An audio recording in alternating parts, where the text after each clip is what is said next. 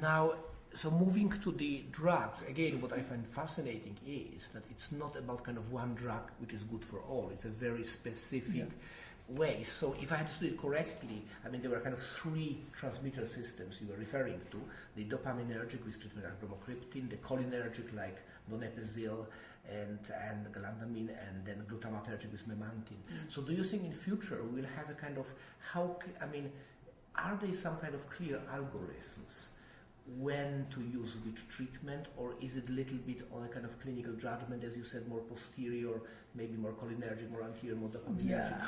How will it translate into everyday prescription? I think that to devise an algorithm, it is very interesting and important, because in clinical practice, when I have to treat a patient, I decide if I choose bromocriptine, for instance, modulating the dopaminergic system, or memantine, depending on the clinical picture of the patient, on the side effects profile of these drugs, on the safety, on the tolerance of the patient, and also paying attention to where the lesion is located, because the distribution of the neurotransmitter is different.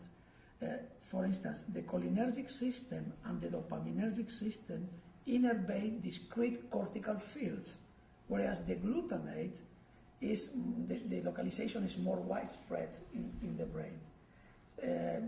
So that if a patient has a lesion in the temporal lobe, for instance, I prefer to use, to modulate the cholinergic system rather than the dopaminergic system.